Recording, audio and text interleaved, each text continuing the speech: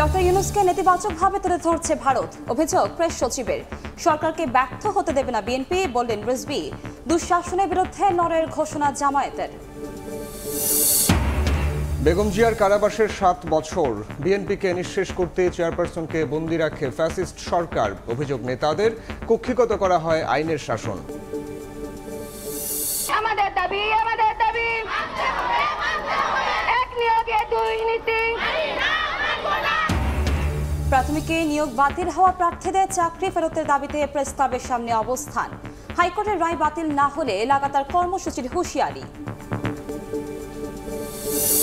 টেনেরা তো 9টা বই পেয়েছে, কিন্তু আমরা 9এরা পাইনি। আমাদের ভিতরে একটা ভয় কাজ করতেছি যে আমরা কিভাবে প্রিপারেশনটা নিব। বছরের দ্বিতীয় মাসেও সব বই পায়নি কয়েকটি শ্রেণীর শিক্ষার্থী। পড়ালেখা ব্যাহত হওয়ায় উদ্বিগ্ন অভিভাবক। কাগজ সংকটকে দায়ী করছে মুদ্রণ সমিতি। এবং শাহজালাল বিমানবন্দরে একে চত্বরে ঝুঁকি নিয়ে ওঠানামা করছে হেলিকপ্টার ও উড়োজাহাজ।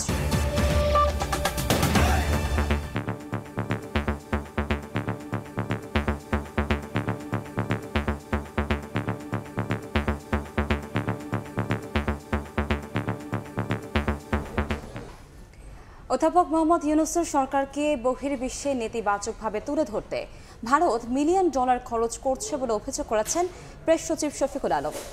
তার দাবি, এর পেছনে উস্কানি দিচ্ছে দেশটির গণমাধ্যম। আর বিএনপির জ্যেষ্ঠ যুগ্ম মহাসচিব রুহুল কবির রিজভী বলেছেন, তার দল সরকারের সমালোচনা করলেও ব্যর্থ হতে দেবে না। তারা এটাকে নতুন উচ্চ মাত্রা নিয়ে গেছে। শনিবার জাতীয় প্রেস ক্লাবে 24-এর গণ অভ্যুত্থানের বীরত্বগাথা নিয়ে দ্রোহের গ্রাফিতি প্রকাশনা উৎসবের আয়োজন করে একটি সংগঠন। সেখানে যোগদান প্রধান উপদেষ্টার প্রেস সচিব ও বিএনপি নেতারা। গ্রাফিতি প্রকাশনার মোড়ক উন্মোচন করে প্রধান উপদেষ্টার প্রেস সচিব বলেন, ডক্টর ইউনূস সরকারকে নেতিবাচক উপস্থাপন করতে ভারত $মিলিয়ন ব্যয় করছে। দেশটির গণমাধ্যম এসব উস্কে দিচ্ছে বলেও অভিযোগ তার। বলেন, আর কোনোভাবেই ফ্যাসিবাদের দোসরদের ফিরতে দেয়া হবে না। চোরতন্ত্রের জননী, ঘুমের জননী, তারা চাচ্ছেন বাংলাদেশকে, এই যে ন্যারেটিভকে তারা চ্যালেঞ্জ করতে চাচ্ছেন। খুবই ওয়েল অর্কেস্ট্রেটেড ক্যাম্পেইন, এবং এটা ইন্ডিয়ান মিডিয়াও এটার সাথে জড়িত। তারা $মিলিয়নস খরচ করছে এই হাসিনার অলিগার্কগুলো। সে একটা নতুন ন্যারেটিভ তৈরি করতে চাচ্ছে, ওয়ার্ল্ডে বুঝাইতে চাচ্ছে যেই তুমি যে এটাকে গণ অভ্যুত্থান বলতেছো, সেটা আসলে গণ অভ্যুত্থান না। সাম্প্রতিক সময়ে বিএনপি সরকারের নানা রকম সমালোচনা করলেও এদিন সরকারকে ব্যর্থ হতে দেয়া হবে না বলে জানান দলটির সিনিয়র যুগ্ম মহাসচিব রুহুল কবির রিজভী। বলেন, প্রতিবিপ্লব কোনোভাবেই হতে দেয়া হবে না। আমরা পরস্পরের অনেক বিষয়ে সমালোচনা থাকবে। আমি এর আগেও বলেছি, অন্তর্বর্তীকালীন সরকারের নানা কাজ দিয়ে আমরা সমালোচনা করব, আমরা কথা বলবো, কিন্তু তারপরেও ডক্টর ইউনূসকে আমরা ব্যর্থ হতে দেব না। উনি হলেন এই রক্তঝরা আন্দোলনের মধ্যে দিয়ে সরকার হয়েছে। আলাদা অনুষ্ঠানে বিএনপির ভাইস চেয়ারম্যান শামসুজ্জামান দুদু বলেন, একটি গোষ্ঠী দেশকে পরিকল্পিতভাবে সংকটের দিকে নিয়ে যাচ্ছে। আর বিএনপি চেয়ারপারসনের উপদেষ্টা কাউন্সিলের সদস্য আব্দুস সালাম দ্রুত নির্বাচনের দাবি করেন। তারা নির্বাচন নামে তামাশা করেছে। পার্শ্ববর্তী একটি দেশের সমর্থনে জাতীয় স্বার্থ বিসর্জন দিয়ে শুধুমাত্র একটি গোষ্ঠী বা একটি পরিবার বাংলাদেশকে একেবারে ধ্বংসের শেষ সীমায় নিয়ে এনে দাঁড় করিয়েছে। আমরা চাই এই বছরের মধ্যেই নির্বাচন দেন, জনগণের ম্যান্ডেট জনগণ দিক, তাহলে সকল ষড়যন্ত্র শেষ হয়ে যাবে। অন্তর্বর্তী সরকারকে সাহায্য করতে একমত থাকার কথা জানান বক্তারা। শফিকুজ্জামান রুবেল, সময় সংবাদ, ঢাকা। জুলাই আন্দোলনে গণহত্যার বিচারের আগে দেশের মানুষ নির্বাচন চায় না বলে মন্তব্য করেছেন জামায়াতে ইসলামের আমির ডক্টর শফিকুর রহমান। কক্সবাজারে দলের কর্মী সভায় কথা বলেন তিনি। এ সময় তিনি দুঃশাসনের বিরুদ্ধে লড়াই চালিয়ে যাওয়ার ঘোষণা দেন। প্রায় 1.5 যুগ পর দলীয় কর্মসূচিতে সরব উপস্থিতি জামাত নেতাকর্মীদের।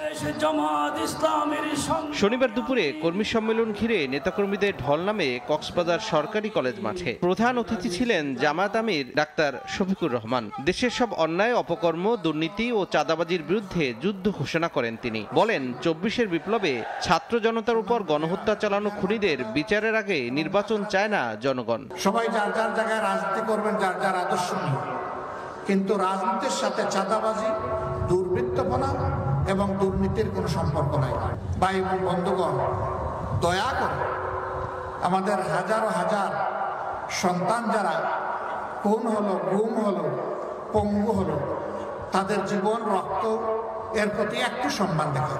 এদিকে রাজধানীর ডিপ্লোমা ইঞ্জিনিয়ার্স ইনস্টিটিউশনে ওয়ার্ড সভাপতি সেক্রেটারিদের নিয়ে শিক্ষা শিবিরে অংশ নেন জামাতের নায়েবে আমির অধ্যাপক মুজিবুর রহমান ও ঢাকা মহানগর দক্ষিণের সেক্রেটারি ডক্টর শফিকুল ইসলাম মাসুদ। পতিত স্বৈরাচার আবারও ফিরে আসতে চাইলে জীবন দিয়ে হলেও বাংলাদেশের মানুষ তা প্রতিহত করবে বলে হুঁশিয়ারি দেন তারা। নিষিদ্ধ করে তাদেরকে আইনের আওতায় নিয়ে এসে সন্ত্রাসীদেরকে গ্রেপ্তার করে তারপরে বাংলাদেশের জনগণের প্রত্যাশা রাখলে একটি নির্বাচন দিতে হবে। তার আগে অবশ্যই জনগণের প্রিয় সংগঠন বাংলাদেশ জামাত ইসলামের নিবন্ধন ফিরিয়ে দিতে হবে, দাঁড়িপাল্লার প্রতীক মানুষের কাছে ফিরিয়ে দিতে হবে। বাংলাদেশে ততদিন শান্তি হবে না, ততদিন জুলুম বিদায় হবে না, অত্যাচার, নির্যাতন, সন্ত্রাস, চাঁদাবাজি কিছুই দূর হবে না যদি না ইসলামী শাসন এখানে কায়েম হয়। দেশের প্রশাসন সহ গুরুত্বপূর্ণ সেক্টরে স্বৈরাচারের দোসরদের অপসারণের দাবি জানান জামাত নেতারা। সুযোগ দেয়া হবে না। তৌফিক মাহমুদ, সময় সংবাদ। বিএনপি চেয়ারপারসন বেগম খালেদা জিয়ার কারাবাসের 7 বছর আজ দলটির নেতারা মনে করছেন শেখ হাসিনার প্রতিহিংসার শিকার হয়ে বিনা অপরাধে কারাগারে যেতে হয় তাকে। বিএনপির ভাইস চেয়ারম্যান শামসুজ্জামান দুদুর দাবি, বিএনপিকে নিঃশেষ করতেই বেগম জিয়াকে কারাবন্দী করে রেখেছিল ফ্যাসিস্ট হাসিনা সরকার। তিনি রাস্তা থেকে রাজনীতি শিক্ষা গ্রহণ করেছেন, স্বৈরাচার, সামরিক স্বৈরাচারীর বিরুদ্ধে আন্দোলন করেছেন, লড়াই করেছেন, জেল খেটেছেন, ত্যাগ স্বীকার করেছেন। মানুষটার সঙ্গে স্বৈরাচারী হাসিনা যে ব্যবহার করেছে এটা ইতিহাসে বিরল, ভয়ঙ্কর এবং মর্মান্তিক। তাকে এক ধরনের হত্যা করারই চেষ্টা করা হয়েছিল। বিচারের নামে যে প্রহসন করা হয়েছিল, যা বাংলাদেশের গণতান্ত্রিক এবং সমসাময়িক রাজনীতির আর দেখা যায়নি। বাংলাদেশের রাজনীতিতে গণতান্ত্রিক ভাবনাকে পরিপুষ্ট করতে হবে, ৭১ মুক্তিযুদ্ধকে পরিপুষ্ট করার জন্য, রক্ষা করার জন্য। চলতি বছরের ১৫ জানুয়ারি বেগম খালেদা জিয়ার সাজা পূর্ণাঙ্গভাবে বাতিল হয়। এরপর আপিল বিভাগের রায়ে খালাস পান সাবেক এই প্রধানমন্ত্রী। প্রসূন আশিস, সময় সংবাদ, ঢাকা। ডক্টর মোহাম্মদ ইউনূসের নেতৃত্বাধীন অন্তর্বর্তী সরকারের ৬ মাস পূর্ণ হলো। প্রত্যাশার বিপরীতে প্রাপ্তি কতটা তা নিয়ে জনমনে আছে নানা হিসাব নিকাশ। কেমন গেল সরকারের ৬ মাস, তার এক ঝলক তুলে ধরছেন ফারুক ভাই রবিন।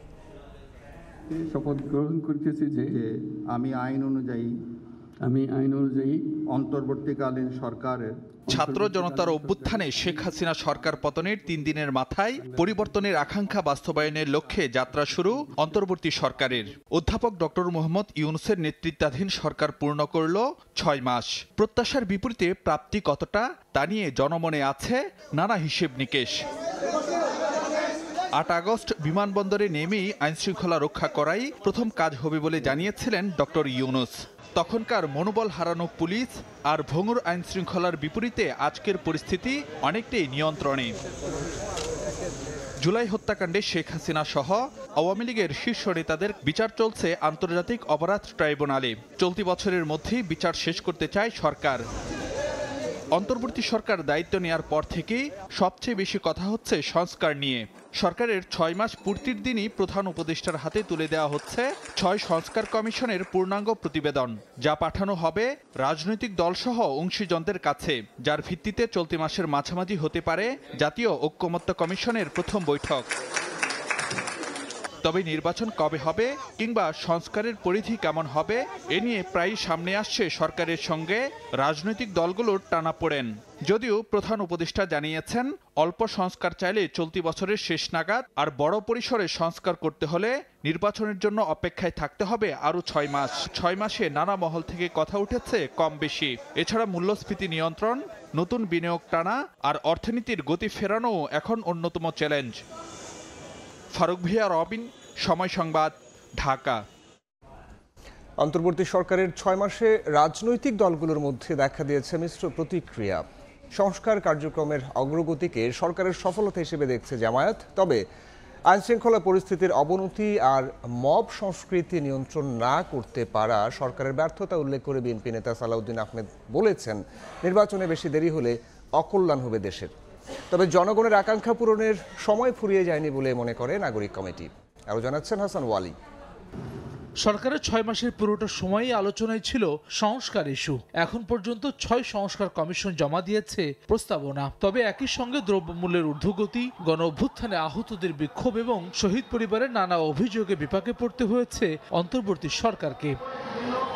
এসবের মধ্যে সংস্কার কার্যক্রমের অগ্রগতি সরকারের বড় সফলতা হিসেবে দেখছে জামায়াত ইসলামী। তবে আহত এবং শহীদ পরিবারের জন্য সরকারের নেওয়া উদ্যোগ নিয়ে অসন্তুষ্টি রয়েছে দলটির। এই রাজনীতির গুণগত পরিবর্তন দরকার নানা ক্ষেত্রে, সেটাকে স্ট্রিমলাইন করার জন্য তারা যে কমিশনগুলো করেছে এবং বেশ কিছু প্রস্তাবনা আসছে, এটা আমি মনে করি এই সরকারের একটা বড় ধরনের অ্যাচিভমেন্ট। তবে তাদের ব্যর্থতার একটা বড় দিক হচ্ছে যাদের রক্ত জীবন দিয়ে এই বিপ্লব সংগঠিত হয়েছে তাদেরকে যে পরিমাণ গুরুত্ব দিয়ে সমস্যার সমাধান করার কথা ছিল, এক্ষেত্রে গভর্নমেন্ট আমি মনে করি ব্যর্থ হয়েছে।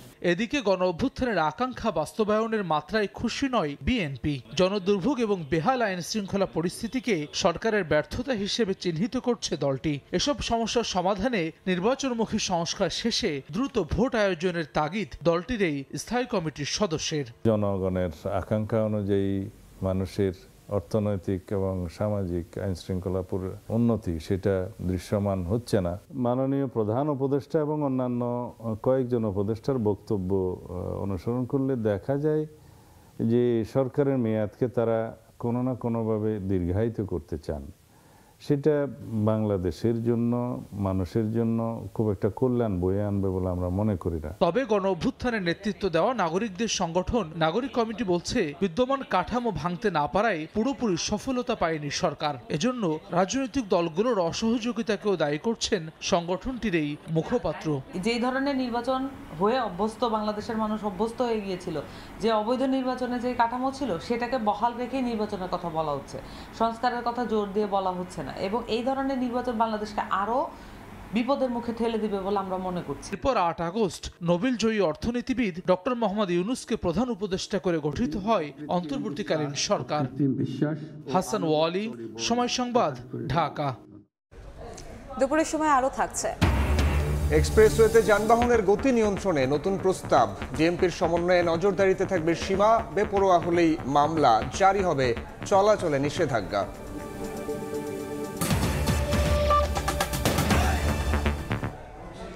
প্রেসক্লাবের সামনে অবস্থান কর্মসূচি পালন করছেন নিয়োগ বাতিল হওয়া প্রাথমিকের সুপারিশপ্রাপ্ত 6,500 সহকারী শিক্ষক। দ্রুত চাকরি নিশ্চিতের দাবি জানিয়েছেন তারা। দুপুরে প্রেসক্লাবের সামনে জড়ো হয়ে সমাবেশ শুরু করেন নিয়োগ বাতিল হওয়া 2 শতাধিক প্রার্থী। আদালতের আদেশ বাতিল না হলে লাগাতার কর্মসূচি পালনের হুঁশিয়ারি দেন তারা। বিক্ষোভকারীদের দাবি, বর্তমান সরকারের আমলেই সুপারিশ করে আবার তা বাতিলের সিদ্ধান্ত অনৈতিক ও অন্যায়। সম্প্রতি সরকারি প্রাথমিক বিদ্যালয়ের 3য় ধাপে ঢাকা ও চট্টগ্রাম বিভাগে চূড়ান্তভাবে উত্তীর্ণ 6,531 সহকারী শিক্ষক পদে নিয়োগ বাতিলের আদেশ দেন হাইকোর্ট। এই সরকারের আমলে এসে আমাদের রেজাল্ট দিছে, তাহলে কেন বাতিল হবে? জানতে চাই সরকারের কাছে কেন আমাদেরকে এই বৈষম্যমূলক আমাদের সাথে একটা অন্যায় করা হলো। আর কতজন হলো রায় বাতিল করবে না? এই রায় কি আমাদের জন্য সুপারিশপ্রাপ্ত হওয়ার পরে কি এটা আমাদের প্রাপ্য ছিল? আমাদের সাথে 2য় ধাপের যে প্যানেল আছে ওদের তো নিয়োগ হয়ে গেছে, ওদের বিরুদ্ধে তো কেউ রিট করলো না। এই মুহূর্তে জাতীয় প্রেস ক্লাবের সামনে আছেন সহকর্মী উম্মে হানি। আমরা সরাসরি যাচ্ছি তার কাছে। হানি, প্রাথমিক বিদ্যালয়ে চাকরিতে সুপারিশপ্রাপ্ত সহকারী 6,500 শিক্ষকদের চাকরিতে যোগদানের দাবিতে আসলে প্রেস ক্লাবের সামনে লাগাতার কর্মসূচি পালন করছে প্রাথমিক বিদ্যালয়ের সহকারী শিক্ষক পদে নিয়োগ বাতিল হওয়া শিক্ষকেরা। হাইকোর্ট থেকে চাকরির সুপারিশ বাতিল করার পর থেকে কিন্তু তারা গত 3 দিন ধরে এই আন্দোলন করছেন এবং আমরা তাদের সাথে কথা বলে যা জেনেছি, তারা বলছেন যে বর্তমান সরকারের আমলেই তাদেরকে সুপারিশ করে আবার যে বাতিলের যে সিদ্ধান্ত নেওয়া হয় এটি আসলে তাদের সাথে অন্যায় করা হয়েছে বলে তারা বলছেন এবং তারা এও বলছেন যে নতুন চাকরিতে যোগ দিবেন বলে কিন্তু অনেকেই তাদের আগের চাকরি ছেড়ে দিয়েছেন এবং এখন হঠাৎ করে আসলে এই সিদ্ধান্ত পরিবর্তন হওয়ায় তারা আসলে বেকার হয়ে পড়েছে এবং তারা আরও বলছেন যে চাকরি ফেরত না পাওয়া পর্যন্ত তারা আসলে এই আন্দোলন চালিয়ে যাবেন। এখানে কিন্তু আন্দোলনকারীরা বিভিন্ন স্লোগান লেখা প্লাকার্ড হাতে দাঁড়িয়েছেন। তারা কিন্তু থেমে থেমে বিভিন্ন স্লোগান স্লোগান একটু আগে দিচ্ছিলেন এবং এই পর্যায়ে তারা কিন্তু ব্যানার নিয়ে দাঁড়িয়েছেন এবং তারা কিন্তু প্রতিবাদ জানাচ্ছেন। এর আগে তারা সকাল 10টা থেকে আসলে দলে দলে এসে এখানে অবস্থান কর্মসূচি শুরু করেন এবং আমরা দেখেছি কিন্তু এ সময় কিন্তু বেশ কয়েকজন আসলে অসুস্থ হয়ে পড়েছেন এবং এর আগে গতকালকেও তারা একটি বিক্ষোভ সমাবেশ করেছিলেন এবং সেটির পর আজকে তারা আসলে এই কর্মসূচি পালন করছেন। এখানে যারা আন্দোলনকারী রয়েছেন তাদের সাথে আমরা একটু কথা বলেছি। তারা পরবর্তী কর্মসূচি যা বলেছেন যে 3:30টার দিকে আসলে তারা শহীদ মিনার অভিমুখে যাত্রা করবেন এবং সেখানে তারা একটি নীরব কর্মসূচি পালন করবেন এবং এরপরে তারা সন্ধ্যায় আবার তারা প্রেস ক্লাবের সামনে অবস্থান নেবেন।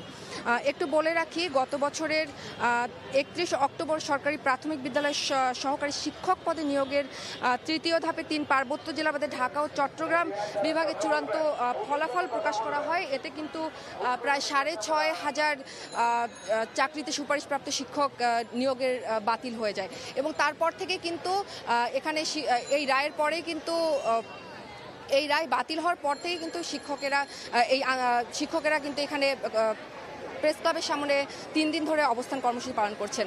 এই ছিল আমার কাছে প্রেস ক্লাবের সামনে থেকে সর্বশেষ তথ্য। আমরা সরাসরি যুক্ত ছিলাম জাতীয় প্রেস ক্লাব থেকে। ঢাকা বিশ্ববিদ্যালয়ে ব্যবসায় শিক্ষা ইউনিটে ভর্তি যুদ্ধে এবার 1050টি আসনের বিপরীতে অংশ নিলেন প্রায় 41,000 শিক্ষার্থী। বেলা 11টায় শুরু হয়ে দুপুর 12টা পর্যন্ত চলে এই পরীক্ষা।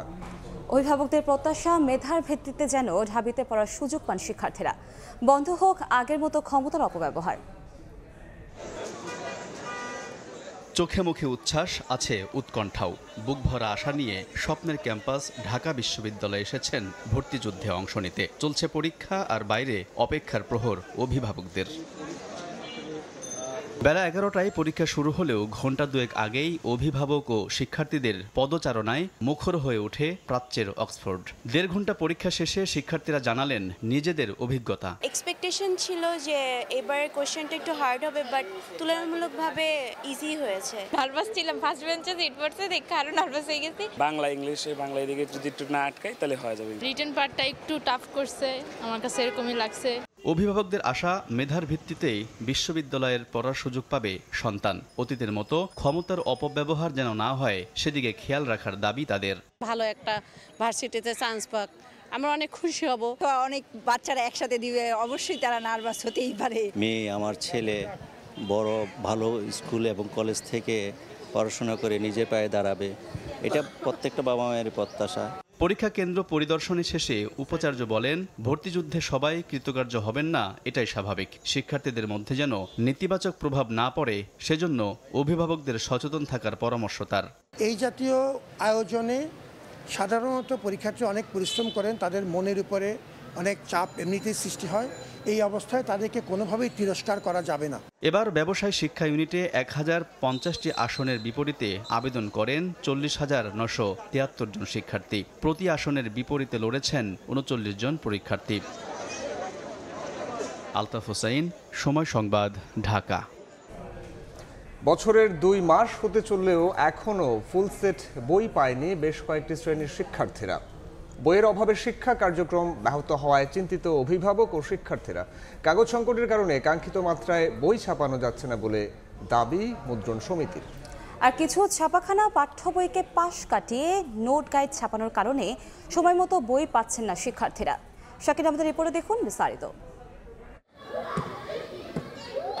বই না থাকায় স্কুলে এসে আড্ডা ও খেলাধুলা করে সময় কাটছে শিক্ষার্থীদের। স্কুলের কার্যক্রম শেষ হচ্ছে নির্ধারিত সময়ের বেশ আগেই, এতে ক্ষতিগ্রস্ত হচ্ছে শিক্ষার্থীরা। কিছু বই না পাওয়ার কারণে আমি নিয়মিত ক্লাসে আসতেছি, কিন্তু আমার ক্লাস ঠিক মতো হচ্ছে না। 9-এরা তো কোনো বই পাইনি, 10-এরা তো 9টা বই পেয়েছে, কিন্তু আমরা 9-এরা পাইনি। বইগুলো এখনো পাইনি। আমাদের ভিতরে একটা ভয় কাজ করতেছি যে আমরা কিভাবে প্রিপারেশনটা নিব।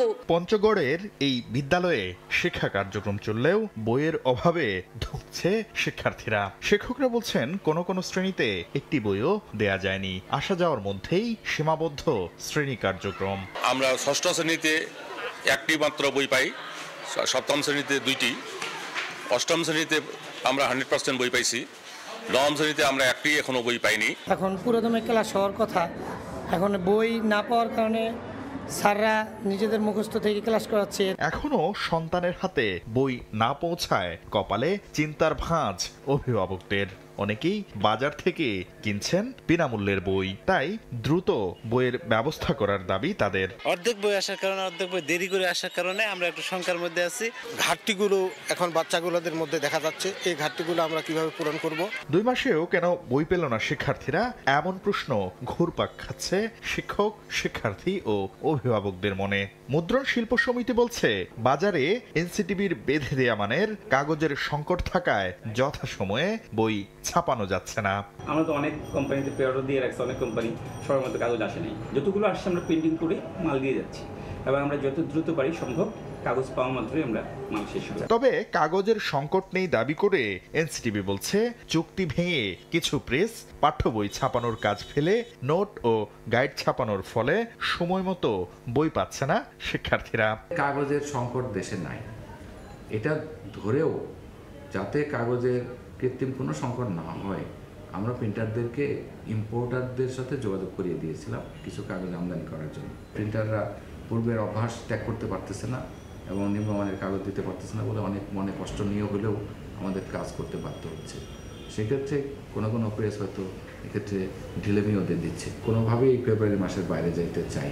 বই পাওয়ার আগ পর্যন্ত পিডিএফ থেকে শিক্ষা কার্যক্রম চালিয়ে নেয়ার পরামর্শ চেয়ারম্যানের। শাকির আহমেদ, সময় সংবাদ, ঢাকা। ক্যামেরার মাধ্যমে নজর রাখা হবে এক্সপ্রেসওয়েতে চলাচল করা যানের গতির ওপর। নির্দিষ্ট সীমা অতিক্রম করলেও দেয়া হবে মামলা। একই অপরাধে পরপর 3টি মামলা হলে গাড়ি মালিকের উপর আরোপ করা হবে নিষেধাজ্ঞা। ডিএমপির সঙ্গে সার্ভার সমন্বয় করে এমন পদক্ষেপ নিচ্ছে ঢাকা এলিভেটেড এক্সপ্রেসওয়ে কর্তৃপক্ষ।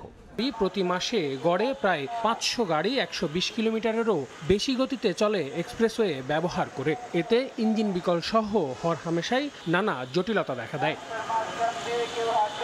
এবার উচ্চগতি যানের উপর নজর রাখতে ঢাকা মহানগর পুলিশের সঙ্গে নিজেদের সার্ভার যুক্ত করছে এক্সপ্রেসওয়ে কর্তৃপক্ষ। 21 ফেব্রুয়ারির পর থেকে বেপরোয়া গতির পরিবহনগুলোকে আনা হবে মামলার আওতায়। একই কারণে 3টি মামলা হলে গাড়ি মালিকের উপর আরোপ করা হবে এক্সপ্রেসওয়ে ব্যবহারে নিষেধাজ্ঞা। একটা ক্যাবেল লিঙ্ক, সেই লিঙ্কটা আমরা ইনশাল্লাহ দিয়ে দিব, যাতে আমরা 20 তারিখের পর থেকে এই ভিডিও কেসটা করব। 180, 70, তারপর 150-তে চলছে এই গাড়িগুলো। যে মামলা যদি হয়, 3 বার যদি মামলা হয়, দেন উই উইল ব্ল্যাকলিস্ট করে দেবো। এটা পুলিশের সাথে আমাদের কথা হয়েছে। এক্সপ্রেসওয়েতে গাড়ির গতিসীমা ঘন্টায় 60 থেকে বাড়িয়ে 80 কিলোমিটার করার প্রস্তাবের কথাও জানিয়েছে কর্তৃপক্ষ। এফডি কর্তৃপক্ষদেরকে আমরা বলেছি যে 80 হলে ভালো, ওনারা এগ্রি করেছেন যে 80, পুলিশও বলেছেন যে 80। আল আমিন তুষার, সময় সংবাদ, ঢাকা। শাহজালাল বিমানবন্দরের একই চত্বর থেকে ওঠানামা করছে হেলিকপ্টার ও উড়োজাহাজ। এতে নিরাপত্তা ঝুঁকি নিয়েই ফ্লাইট পরিচালনা করছে কর্তৃপক্ষ। ফ্লাইট পরিচালনায় নানা সংকটের কথা জানায় কপ্টার প্রতিষ্ঠানগুলো। আকাশপথ নিরাপদ রাখতে দ্রুত অন্যত্র হেলিপোর্ট নির্মাণের পরামর্শ বিশেষজ্ঞদের। যদিও বেবিচক বলছে, ফ্লাইট পরিচালনায় সর্বোচ্চ সতর্কতার নির্দেশ দেওয়া হয়েছে এয়ার ট্রাফিককে। আরও জানাচ্ছেন কাজল আব্দুল্লাহ। শাহজালাল আন্তর্জাতিক বিমানবন্দরের একই চত্বর থেকে আকাশে উঠছে বিমান ও হেলিকপ্টার। কতটা নিরাপদ এই ব্যবস্থাপনা? আকাশপথের ওঠানামায় উড়োজাহাজ দ্রুতগামী হলেও সে তুলনায় স্বল্প গতির যান হেলিকপ্টার। এতে বিশেষ করে নিরাপত্তা নিয়ে শঙ্কা জাগায় যেসব ফ্লাইট যেতে হয় রানওয়ে ডিঙিয়ে। এতে কোনো সময় অবতরণকারী উড়োজাহাজ আর উড়ালদা হেলিকপ্টারের সিগন্যালে ত্রুটি হলেই ঘটতে পারে দুর্ঘটনা। সিগন্যাল সহ নানা জটিলতার কথা জানায় সংশ্লিষ্ট প্রতিষ্ঠানগুলো। রানওয়ে থেকে আপনার মিরপুরের দিকে বা আমরা যদি যশোরের দিকে যাই, তাহলে আমাদের রানওয়ে ক্রস করতে হয়। তখন আমাদের টেক অফ করতে যেমনিভাবে ওয়েট করতে হয় অনেক সময়। এভিয়েশন বিশেষজ্ঞরা বলছেন, অতি দ্রুত প্রয়োজন আলাদা বন্দর। হেলিকপ্টার অপারেশনটা ইন্টারন্যাশনাল এয়ারপোর্টের বাইরে কোথাও নিয়ে আসা হোক, এই জন্য একবার স্থান ব্যাপারটাও কথাবার্তা হয়েছিল। এখন আমি মনে করি হেলিকপ্টার অপারেশনটা এখান থেকে সরিয়ে দেওয়া উচিত। তবে শঙ্কার মধ্যেও আপাতত হেলিকপ্টার বন্দর নির্মাণের উদ্যোগে তোড়জোড় নেই বেসামরিক বিমান চলাচল কর্তৃপক্ষের। আমেরিকান এয়ার ইয়েতে এত অত্যাধুনিক সব সিস্টেম আছে, তারপরে কিন্তু দুর্ঘটনা ঘটেছে, হতে পারে। আমাদের যেখান থেকে সেটা শিক্ষা নিতে হবে যে আমাদের we have to be careful.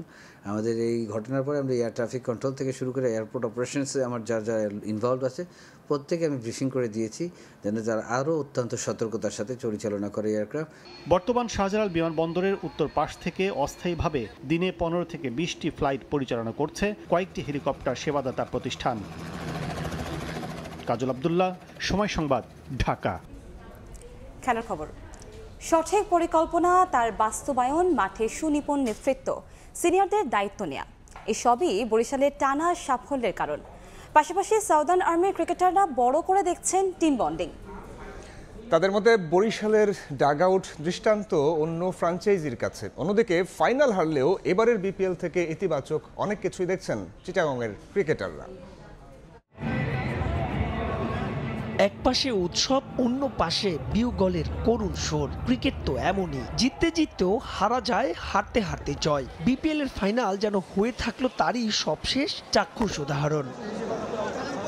তবে এসব ছাপিয়েও দল গঠন কিংবা পেশাদারিত্ব, বিপিএল এ বরিশাল যেন দৃষ্টান্ত। এক আসর শেষ হতে না হতেই যারা শুরু করে দেয় অন্য আসরের জন্য পরিকল্পনা। মাঠে রিয়াদ, মুশফিক, নবীর মতন সিনিয়ররা থাকায় কাজটাও হয়ে যায় আরো সহজ। আছে তামিমের সুনিপুণ অধিনায়কত্ব, যা বরিশালের টানা শিরোপা জয়ের নেপথ্যের অনুঘটক। আমি এতদিন কুমিল্লায় খেলছি, বরিশালের হয়ে নিজের দেশের, নিজের মাটি, নিজের সবকিছু, এখানে চ্যাম্পিয়ন হয়তো আনন্দ অন্যরকম। পঞ্চপাণ্ডবের তিন পাণ্ডবী আমাদের টিমে, তামিম ভাই, মুশফিক ভাই এবং রিয়াদ ভাই, ওনারা অন্য লেভেলের। ওনারা এমনভাবে একটা প্লেয়ারকে মোটিভেশন করে, কনফিডেন্স দেয়, ওনারা সাথে থাকলেই মনে হয় যেন আমি ম্যাচ জিতেই দেবো। আমাদের টিমে যারা বেঞ্চে বসেছিল তারা অনেক ভালো প্লেয়ার। সো আমরা কখনোই এরকম আমাদের টিমে ওই রকম বাজে এনভায়রনমেন্ট তৈরি হয় নাই। সো আমরা যেই খেলছে আমরা তার জন্যই দোয়া করছি, সে যেন ভালো খেলতে পারে। অন্যদিকে ম্যাচ হারলেও চিটাগাং দলটা অন্তত স্বস্তি খুঁজতে পারে তাদের লোকাল ক্রিকেটারদের পারফরমেন্সে। ছন্দ হারানো শরীফুল ইমনরা যে বিপিএল দিয়েই ছন্দে ফিরেছেন। আবার গায়ে শুধু সাদা বোলারের তকমা জড়ানো পেসার খালিদ আহমেদ সর্বোচ্চ উইকেট শিকারীর তালিকায় আছেন 4-এ। আমি সবসময় সাদা বলে এনজয় করি। আমি ধর আমার প্রিমিয়ার লিগের স্টেট দেখেন, ওয়ানডে ক্রিকেটের স্টেট দেখেন, আমার স্টেক অনেক ভালো। আলহামদুলিল্লাহ আমরা এই বছর টুর্নামেন্টে অনেক ভালো খেলছি। আমাদের লোকাল প্লেয়াররা বিশেষ করে ভালো খেলছে। সবাই ওয়েট করতে, এটার থেকে নেক্সট ইয়ার অনুপ্রাণিত হবে। নানা আলোচনা সমালোচনার বিপিএল এ বিসিবিকে অন্তত স্বস্তি দিচ্ছে দেশি ক্রিকেটারদের ফর্ম, যার দরুনই বোর্ডও দাবি করছে তারা সফল। মাহবুব রিমন, সময় সংবাদ, ঢাকা। দেশি বিদেশে 10,000 নারী পুরুষের অংশগ্রহণে অনুষ্ঠিত হলো ঢাকা আন্তর্জাতিক ম্যারাথন 2025। ভোরে 300 ফিট সড়কে ম্যারাথনের উদ্বোধন করেন সশস্ত্র বাহিনী বিভাগের principal staff officer lieutenant general SM Kamrul Hasan. Marathon শেষে পুরস্কার বিতরণ করেন সেনাপ্রধান ওয়াকারুজ্জামান। ভোরের আলো ফোটার আগেই ভিড় বাড়তে থাকে পূর্বাচলের 300 ফিট সড়কে। কিছুক্ষণ পর তা দাঁড়ায় প্রায় 10,000-এ, যারা অংশ নেন ঢাকা আন্তর্জাতিক ম্যারাথন 2025-এ। ভোর 5টায় উদ্বোধন করা হয় ম্যারাথন, শুরু হয় দৌড়। কাঞ্চন ব্রিজের পূর্ব প্রান্ত ঘুরে হাফ ম্যারাথনের দৈর্ঘ্য দাঁড়ায় 21.2 কিলোমিটারে। একই পথ দুইবার ঘুরে অংশগ্রহণকারীরা শেষ করেন 42 কিলোমিটারের ফুল ম্যারাথন। পুরো সময় শৃঙ্খলা ও নিরাপত্তার স্বার্থে মোতায়েন রাখা হয় সেনাবাহিনী। ম্যারাথনে অংশগ্রহণকারীদের মধ্যে ছিল উৎসবের আমেজ। 5 ক্যাটাগরিতে অংশ নেন নানা বয়সী নারী পুরুষ। Very nice. I really enjoyed. Yeah, this is my second time that I make a marathon. Amazing, মানে একটা সময় দৌড়াতে দৌড়াতে মনে হচ্ছে যে আমি মারা যাব, বাট আমি যদি বেঁচে থাকি আমি আবার করতে চাই। 73 বছর বয়স, রানার অনেকদিন দৌড় থেকে দূরে ছিলাম, 2 বছর পরে আবার স্টার্ট করলাম। আমার কলিগরাও এসেছে আমার সাথে দৌড়ানোর জন্য। ম্যারাথন শেষে দুপুরে বিজয়ীদের হাতে পুরস্কারের চেক হস্তান্তর করেন সেনাপ্রধান জেনারেল ওয়াকারুজ্জামান। এ সময় ম্যারাথনের মাধ্যমে দেশ জুড়ে খেলাধুলা ছড়িয়ে দেওয়ার তাগিদ দেন তিনি। ইয়াং জেনারেশন হয়তো ফিজিক্যাল অ্যাক্টিভিটিজে এত জড়িত না, কারণ আমাদের মাঠের সংখ্যাও কমে গেছে। এই জন্য আমরা উদ্যোগ নিয়েছি সারা বাংলাদেশে এই ম্যারাথনের মাধ্যমে এই ইয়াং জেনারেশনকে আমরা এটাতে সম্পৃক্ত করব। ইনশাল্লাহ এ ধরনের প্রয়াস আমরা সামনেও জারি রাখবো। পুরস্কার পেয়ে বিজয়ীরাও বেশ উচ্ছ্বসিত। উৎসবের আমেজ নিয়ে জাঁকজমকপূর্ণভাবে অনুষ্ঠিত হলো ঢাকা আন্তর্জাতিক ম্যারাথন 2025।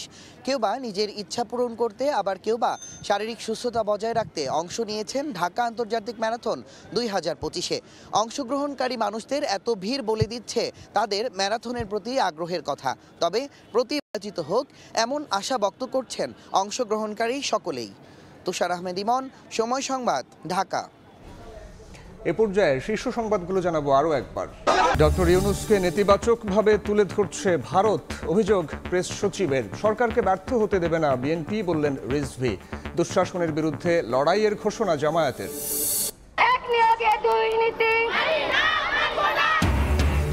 প্রাথমিকে নিয়োগ বাতিল হওয়া প্রার্থীদের চাকরি ফেরতের দাবিতে প্রেস ক্লাবের সামনে অবস্থান। হাইকোর্টের রায় বাতিল না হলে লাগাতার কর্মসূচির হুঁশিয়ারি।